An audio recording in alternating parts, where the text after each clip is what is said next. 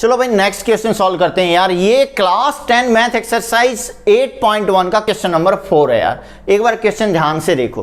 Question में given क्या है यार, 15 cot A इक्वल टू 8 दे दिया। भाई निकालने के लिए क्या कहा गया है, भाई ये कहता है कि साइन A की वैल्यू निकालो और सेक A की वैल्यू निकालो। ठीक है, आपको पता है कि यार ये जो कंप्लीट एक्सरसाइज है ना, ये राइट एंगल ट्राइंगल पर बेस्ड है। ठीक है, अब राइट एंगल ट्राइंगल के ऑलमोस्ट सभी क्वेश्चंस का सॉल्विंग स्टाइल एक जैसा है।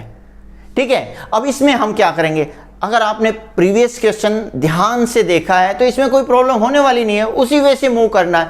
भाई 15 cot A 8 दे दिया तो मैं cot A की वैल्यू निकाल लूंगा। भाई 15 8 के नीचे चला जाएगा, मेरा 8/15 बन गया। अब ये रेशियो है और रेशियो हमेशा सिंप्लीफाइड फॉर्म में होती है कि उसको फर्दर आप कट नहीं कर सकते। देखो ये भी फर्दर कट नहीं होती, 8/15। अब कुछ एग्जांपल की हेल्प से देखते हैं यार। देखो 8/15 इसको फर्दर कट नहीं किया जा सकता, ठीक है ना।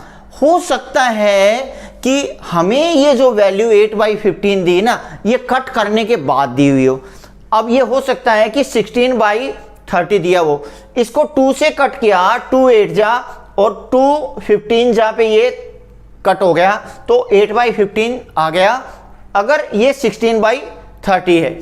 अब इससे नीचे वाला एग्जांपल और एक बार देखो यार, ये है 24/45, ये 3 से कट करते हैं तो ये भी आ गया आपका देखो 8/15। तो हो सकता है कि ये मेरी रेशियो है, ये हमें सिंप्लीफाई करके दी गई हो। ठीक है, किसी नंबर से कट करके दी गई हो। अब किससे कट करके दी गई हमें तो नहीं पता, तो इस केस में हम हमेशा एक वेरिएबल यूज करते हैं, let the number is cut by x। ठीक है, अब दो ऊपर नीचे x से मल्टीप्लाई करने से वो एक्चुअल वैल्यूज आ जाती हैं। अब जैसे इस केस में ऊपर नीचे x से मल्टीप्लाई किया ना, क्योंकि हमें तो नहीं पता ना कि इस नंबर को किससे कट किया गया है, हम मान लेते हैं कि let that number be x। तो x से ऊपर नीचे मल्टीप्लाई किया तो भाई ये मेरा 8x और 15x वो एक्चुअल नंबर आ गए जो न्यूमरेटर बाई डिनोमिनेटर की फॉर्म में थे, और कट करने के बाद 8/15। देखो x से x कैंसिल आउट होने से ये वापस से 8/15 आ जाता है। अब cot A मेरा आ गया 8x/15x। यार cot A का फॉर्मूला क्या होता है, अब देखो यार यहाँ पे cot A होता है बेस बाई परपेंडिकुलर। अब tan A क्या होता है, परपेंडिकुलर बाई बेस। तो cot क्या होगा यार, उसका रेसिप्रोकल, उल्टा। बस इसी को पलट दिया, बेस बाई परपेंडिकुलर। अब यहां से देख सकते हो तो cot A को क्या लिखा, बेस बाई परपेंडिकुलर। अब अगर मैं अपनी फिगर के अंदर देखूं, बेस कौन सा है यार, मेरा बेस तो मेरा AB है, तो यार बेस के प्लेस पे ये AB और परपेंडिकुलर यार BC, तो ये BC, तो 8x/15x। तो AB की जो एक्चुअल वैल्यू आई, आप सीधा कंपेयर कीजिए, AB equal to 8x, BC equal to 15x, ये मेंशन किया हुआ। अब ये एक्चुअल वैल्यू लेकर आने के लिए ही हमने इसको ऊपर नीचे x से मल्टीप्लाई किया गया था। अब पाइथागोरस थ्योरम लगाना है। आपको पता है कि यार अगर राइट एंगल ट्राइंगल होगी तो पाइथागोरस थ्योरम तो यूज होगी। अब इसकी दो साइड आपको पता है यार, कौन सी, AB मेरी यार 8x, परपेंडिकुलर 15x। अब ये निकालनी है, 90 डिग्री एंगल है, तो मैं कौन सी ट्रिग्नोमेट्रिक रेशियो यहां पे निकाल लूंगा वो डिपेंड करता है।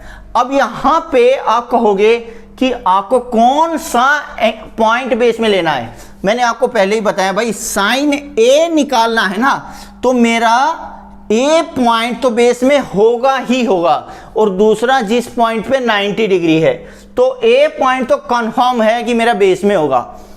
ये रहा यार, पाइथागोरस थ्योरम आपने अप्लाई की। भाई हाइपोटेन्यूज का स्क्वायर क्या होता है, बेस का स्क्वायर प्लस परपेंडिकुलर का स्क्वायर। हाइपोटेन्यूज की वैल्यू क्या है यार, भाई ये तो निकालना है हाइपोटेन्यूज अभी, ठीक है। बेस की वैल्यू है 8x और परपेंडिकुलर की वैल्यू है 15x। ये वैल्यू यहाँ पे पुट की, भाई ये सिंप्लीफाई किया है। 8x का स्क्वायर क्या होता है, भाई 8 का स्क्वायर होता है 64 और x का स्क्वायर एज इट इज 15 का स्क्वायर 225, x का स्क्वायर क्या होगा, ये लिख दिया यार यहाँ पे। अब 64 प्लस 225 होता है 289, जो यहाँ पे मेंशन भी किया हुआ है, और x स्क्वायर इसके साथ अटैच हो जाएगा, तो तो AC की वैल्यू क्या आ गई, AC इज इक्वल टू भाई इसका अंडरूट हो गया। अब 289 के फैक्टर किए हुए हैं यार, देखो यहाँ पे 289 17 पे गया, 17 जा 289 होता है, फिर 17 पे ये 1, तो 289 जो है 17 इंटू 17 की प्रोडक्ट आई, देखो ये लिख दिया। एक्स स्क्वायर को आप क्या लिख सकते हो यार, x square x into x. अब आपको पता है कि दो के पेयर में से एक बाहर निकल जाता है, अब इसमें से एक 17 निकला और एक एक्स और बाकी न्यूट्रल हो गया। अब AC की वैल्यू आ गई यार, AC देखो मेरा आ गया 17x। अब AC था क्या, AC तो मेरा हाइपोटेन्यूस था, ये मेंशन किया हुआ है और ये यहाँ पे ऐसे एरो करके मार्क भी किया हुआ है कि हमने ये 17x ये वैल्यू अभी निकाली है।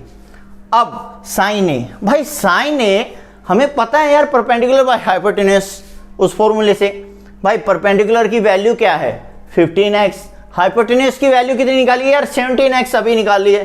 15x बाई 17x, x से x कैंसिल आउट, तो 15 बाई 17 आपकी वैल्यू आ गई।